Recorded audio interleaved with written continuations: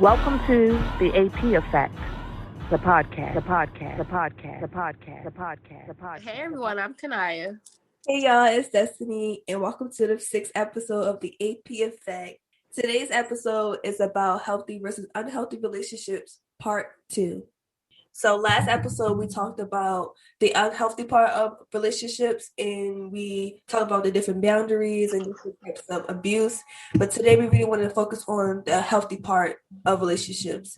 And to go over, what is a healthy relationship? So from reading the definition of a healthy relationship is where there is a healthy communication, healthy boundaries, mutual respect, and supportiveness coming from both sides. So, do you know your partner's love language, Des?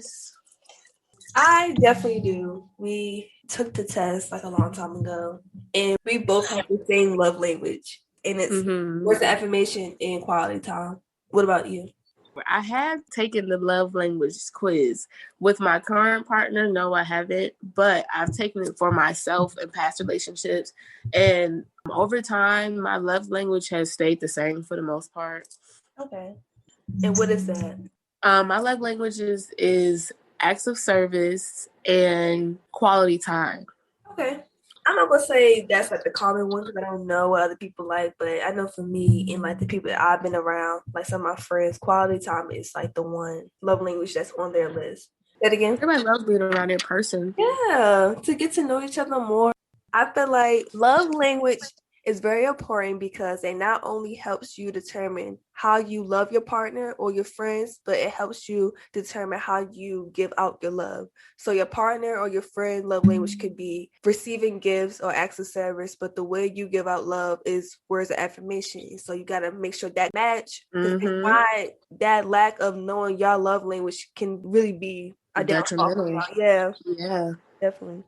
And I think love languages are important to discover in partnerships because, like you were just saying, your love language could be gifts. So the way that you show love could be that you give people gifts, but your partner's love language can be something like as simple as just quality time. Right. So here you are about to spending all this money on your partner when all your partner really wants to feel loved is for you to spend time with them. Right. So it's like it helps you know the stuff that you need to do to fulfill your partner the way that they want to be, basically. I definitely agree. Today we wanted to even though we both know our love language, but we wanted to take it again and show you the type of question that we found on this quiz, and it's called the 5 Love Language Quiz. And it not only have a quiz for couples, but it has quiz for children, for singles, and for teens. So I feel like it's beneficial for everybody. But today we'll do a couples quiz.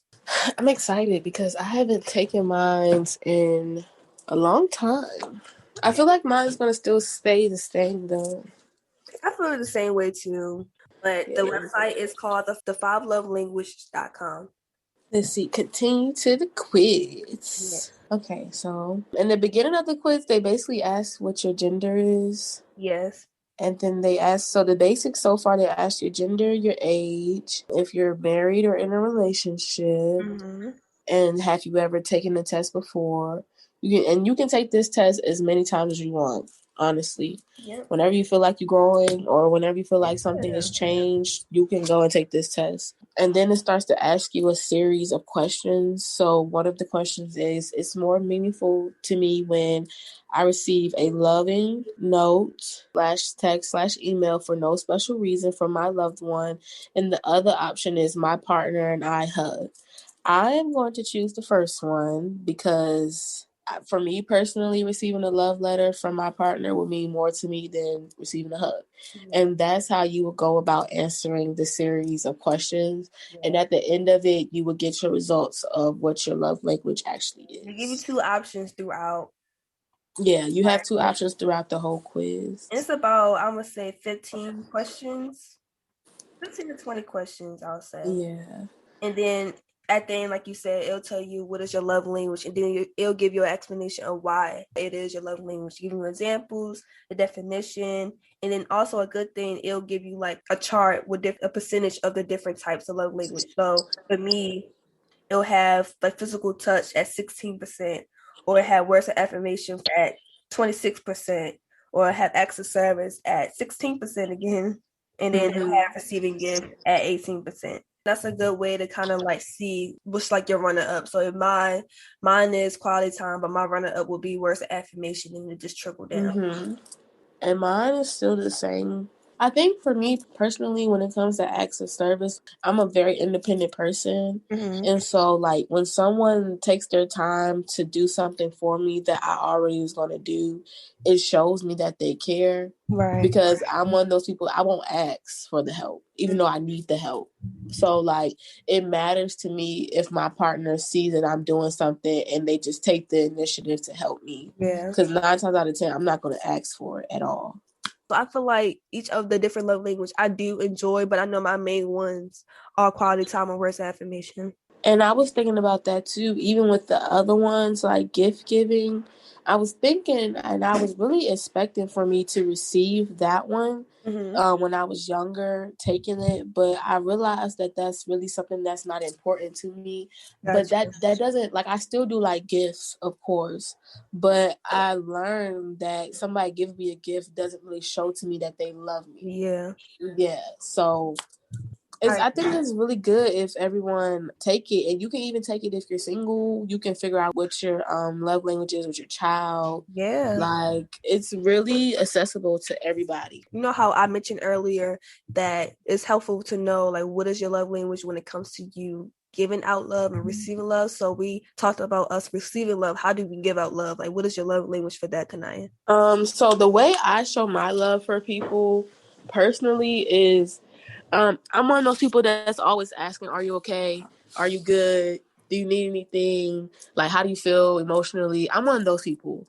Like, I'm really intentional about my questions when I ask people when it regards their emotional state, because I genuinely care. And I feel for some people, it throws them off guard because they're not used to people actually caring about what they have to say. So that's one of the ways that I show my love personally. I really like to ask people what's wrong. Like, because I can sense it. Like, I can sense what stuff is wrong with people. And so me caring is me trying to figure out what the issue is, basically. I definitely agree. Well, for me, I think that my love language would be giving gifts, and it would be words of affirmation. I like to give people things, no matter if it's something small or big, but I just like giving things. And also words of affirmation, because I'm really like a motivational person. I love to motivate others, and I love to like keep people encouraged. So I feel like words of affirmation would be my love language. Yeah, I feel like the same way. I feel like music is a love language, even though it's not on the quiz. I feel like sharing music is a love language. And that's another way that I show my love too. I'll just send a random song, or like I'll make a random playlist and I'll just send it to the person, because I be thinking about them. That is so sweet. I really am a simp. I'm a hopeless romantic for real. But yeah, like stuff like that. I like doing things for people. Say somebody talks about something all the time. Like, for example, my partner talks about planes all the time. Like, and they want to be a pilot. So, of course, the museums are down right now. But one of my plans was to take them to the Aircraft Museum in DC. And then I found this park that's around the Glen Burnie area. And it's basically a aircraft reservation watch area. And so you go and you park there, and it's right there by BWI. So you get to see the planes taking off and stuff. Right? Nice. Like little stuff like that. Like, I like to pay attention to people, because I feel like people feel like they just be talking and nobody's really listening to them. So I like to show people that I'm actually listening to what you're saying. Oh, that is so but sweet. People take it for granted. It's okay, because you're gonna find that one person. You're gonna find that person that appreciates that. But that is so thoughtful, though. That's very thoughtful. Aw. I have definitely agree with music being a love language. Like, I never songs that I do listen to does remind me of certain people, but like I never really went out my way and create a whole playlist. But I feel like that is so adorable. I love music. It really is, because like it's like once because I've received playlists as well, and even when you get a song or when somebody sends you a song, it's like really heartwarming to think, okay, this person is thinking about me. And then you actually listen to the lyrics, like, oh, okay. Yeah, and then like you go and listen to the lyrics and what they're saying, and then it makes it even more like, oh, because it's like you know, you're taking your time out to listen to the lyrics. You're taking your time out to get a certain message across with the song. Like, so it's really sweet. Little stuff like that is what I like to do to show people, like, hey, I care a lot. Right. Here you go. But like, speaking of the love languages, like we had mentioned earlier, there are different types of love languages, and there are at least 5. And the 5 are words of affirmation, acts of service, quality time, giving gifts, and physical touch. I realized we really didn't talk about physical touch at all, like during our whole entire conversation. And I was just about to say that. I was trying to think, like, is physical touch one of my love languages?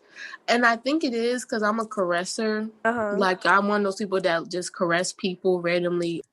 But, well, words of affirmation, you know, is verbal compliments, you know, telling people, I love you, I adore you, you know, I'm proud of you, and all that good reassurance. Stuff. Definitely reassurance. Like, definitely reassurance. I feel like reassurance is a big thing, and like, I feel like it shouldn't have to be asked for. And I feel like with words of affirmation, that's where reassurance falls under. And then you have acts of service. Is when you know, when you do anything that like takes some weight off your partner's off your shoulders. Off your shoulders. It could be washing the dishes, organizing their office, going to the grocery store to get some more groceries, anything small. You know, like it could be anything. Then you have quality time, which is one of our favorites. Yes, quality time is great. I mean, I'm one of those people that like can be with somebody. My boyfriend could be playing video games, and as long as I'm sitting right there, that's okay with me. Like, I don't have no issues. I agree. I agree. Like, I just want to be there, literally. Quality time is really being focused and having undivided attention spent together. So, I mean, but in our situations, it doesn't matter if we are talking to each other or not. Like, we're just in the same space. And it's just the presence. Like, literally, like, if my partner be like, you want to go with me to get some tires? Do you want to go with me? I'm like, yes. Like, yes, I want to go. It's just like the thought of being there. And then giving gifts is another one. And with this one, I think this is when when with me paying attention to details of people, this is where I like show off and thrive at. Because with me and gifts, I'm starting to realize this about myself, that my gifts are usually intentional. Like, it's either because you said it, I heard you say it in the background. Like, I'm starting to realize that's how I kind of am. I definitely agree. But we talked about physical touch a little bit, but it could be, you know, non-sexual touch, hugs, you know, holding hands, just any type massages. We love massages. Yeah, we do love massages. But any type of touch where you and your partner are being physical in any type of way. Yeah. It could just be walking in the park with y'all holding hands. I realized, like, last episode when we was talking to Tavon, and before we had him on the call, we were talking about how boundaries were important, how it's good to have that with your partner or just friends. And then talking to Tavon, he said the same thing too. He was like, yeah, having boundaries is very important because you need to know when people cross the line. You need to know how to identify that or when to identify that. I do have a question, like, when it comes to boundaries, are you comfortable with telling your partner when they upset you? Yeah, now I am very comfortable with it because I'm one of those people that I'm an overthinker. Like, I overthink really, really, really bad. So, like, now I realize that I have to get stuff off my chest because if I don't, I'm the one that's driving myself crazy, but they don't even know. Right.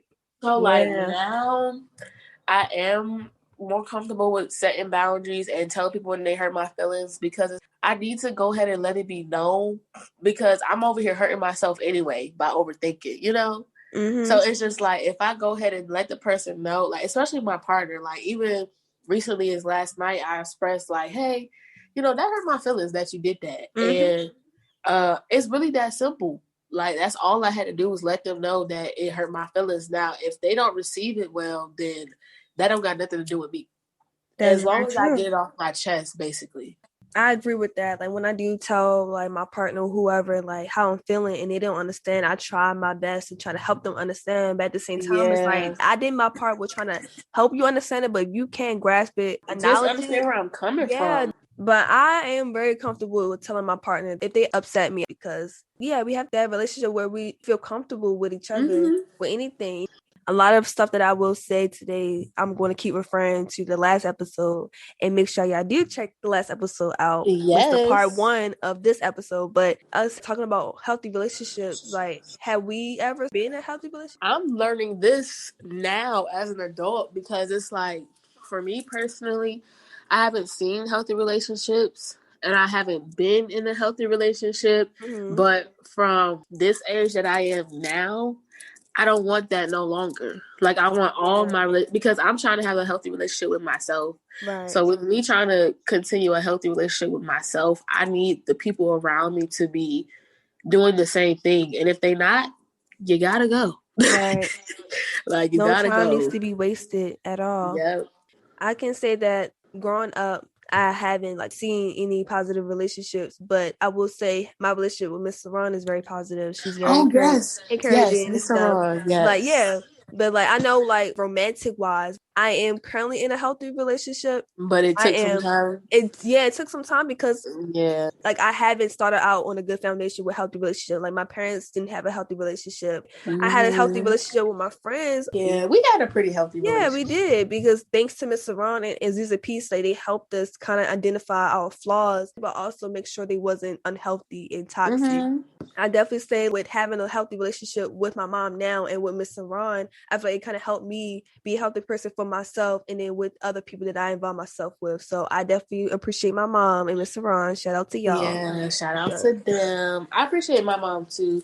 The relationship is getting healthy because she doesn't have a choice. She don't have no choice. She don't. I'm sorry. She doesn't have a choice because it's got to get there. But Miss Saran is definitely a healthy relationship that I have.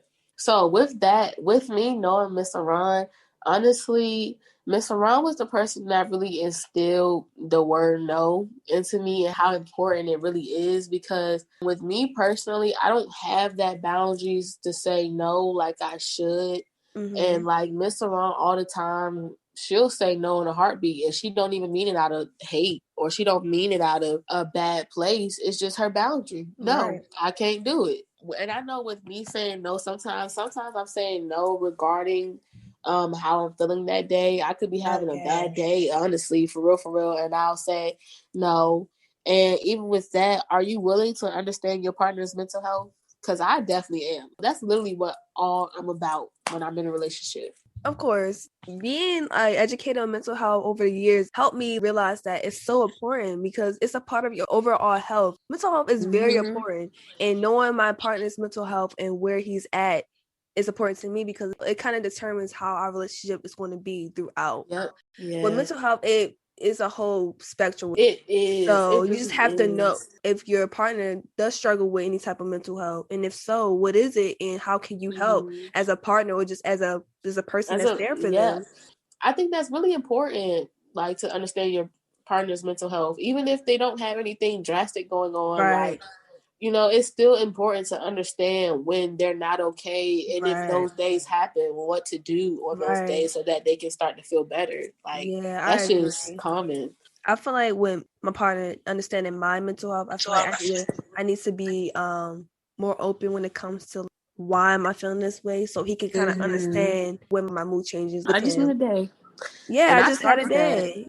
It's really important to understand your partner's mental health, and it's important for, I feel like, your partner to be expressive about their bad days. Because with me, I'll tell my partner, like, hey, I did not wake up good today. I don't know why I feel this way. And I'll tell him, I'm like, I'm sad or I'm irritated. And I'll say stuff like, you know, I'm okay, but I'm like, today's not one of those days. Like, I'm okay, yes, but I'm barely percolating. Like, you're going to have to give me a little time. And he's understanding. But before we end the show, we have a quote that kind of correlates to what we're talking about today with healthy relationship. And the quote is, I am grateful to have been loved and to be loved now and to be able to love because love liberates.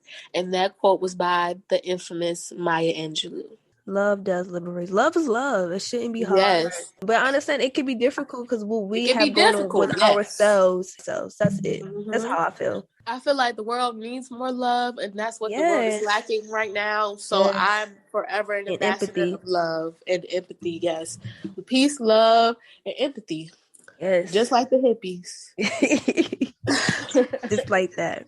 But yes, we will put the link of the 5 love languages quiz on our page, and hopefully you guys will check it out just to see, because it's very important to understand and identify what is your love language. Thank you for tuning in, and we'll see you next week at noon. See you guys. And we are The AP Effect.